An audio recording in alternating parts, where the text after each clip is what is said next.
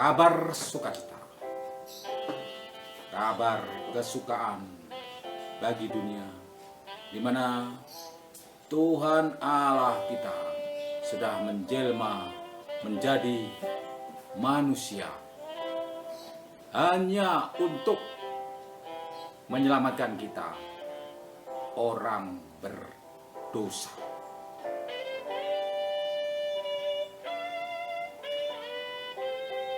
Cobalah kita lihat bagaimana manusia mencoba mengenal Tuhan dengan berbagai upaya.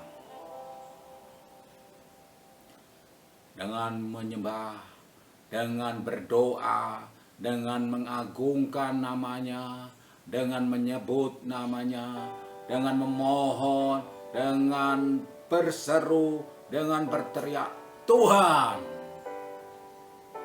tolonglah kami.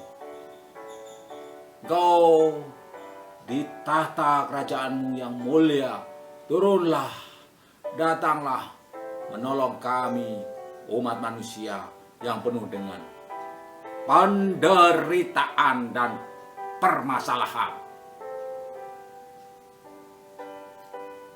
Saudara-saudaraku, begitu sering kita datang kepada Tuhan pada saat kita sedang di dalam kesusahan, penderitaan. Lalu kita datang tersungkur di hadapannya dan berseru dengan teriakan nyaring. Seperti suara itu melayang naik ke angkasa dan menembus awan kemauan, awang-awang angkasa. Namun tiba-tiba doa yang kita ucapkan itu jatuh begitu saja, tidak sampai kepada Tuhan. Mengapa demikian? Seolah-olah Tuhan itu begitu jauh dari jangkauan kita, sehingga kita untuk menggapainya tidak mampu. Superman bisa terbang ke sana, menembus angkasa dan sampai ke langit ketujuh, ke tahta kerajaan surga yang mulia di mana Allah Bapa bertahta. Ataukah Thor, ataukah Iron Man? Bisakah Gatot Kaca? Oh, itu sering kita jadikan ilustrasi bagaimana manusia berusaha menembus luar angkasa, seperti doa-doa kita yang kita layangkan ingin menggapai Tuhan. Tuhan begitu jauh seolah-olah dan kita tidak mampu untuk menggapainya, bertemu dengannya. Hanya doa itu. Itulah makna transendental, di mana Tuhan begitu jauh dari manusia. Padahal Tuhan itu adalah pencipta langit dan bumi dan seisinya, pencipta alam semesta. Karena ketidakmampuan manusia itu, maka Tuhan menjelma menjadi manusia. Dia dengan begitu segenap kemuliaannya merendahkan diri hanya untuk menggapai manusia yang tidak mampu. Terbang tidak mampu. Dengan doa mungkin tidak. Doa kita penuh dengan kekurangan. Hanya karena Tuhan saja yang datang turun untuk menggapai kita, maka kita bisa bertemu dengan Tuhan.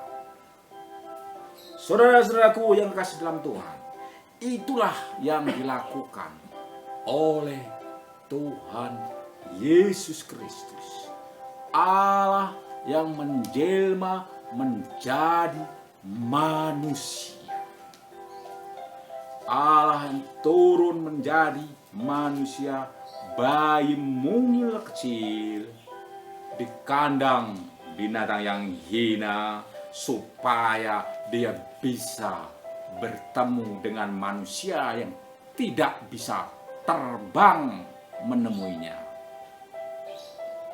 Dia adalah Tuhan, dan dia datang di kandang Bethlehem pada hari kelahirannya yang mulia, yang kita tadi sudah membahas tentang Natal, kelahiran Yesus. Mari kita baca di dalam kitab Yohanes pasal 1 ayat 1 dan seterusnya. Firman yang telah menjadi manusia. Pada mulanya adalah firman, firman itu bersama-sama dengan Allah, dan firman itu adalah Allah. Ia pada mulanya bersama-sama dengan Allah. Segala sesuatu dijadikan oleh Dia, dan tanpa Dia tidak ada satupun yang telah jadi dari segala yang telah dijadikan. Itulah Yesus. Di sini dikatakan firman, kalimatullah, kalimat Allah, firman Allah. Firman itu bersama-sama dengan Allah, dan firman itu adalah Allah. Ia pada mulanya bersama-sama dengan Allah.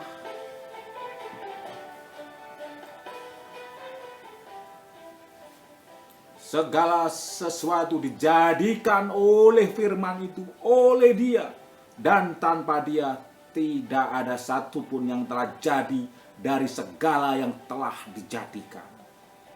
Dalam Dia ada hidup, dan hidup itu adalah terang manusia. Terang itu bercahaya di dalam kegelapan, dan kegelapan itu tidak menguasainya. Saudara-saudaraku yang kekasih di dalam Kristus, lalu datanglah seorang yang diutus Allah, namanya Yohanes.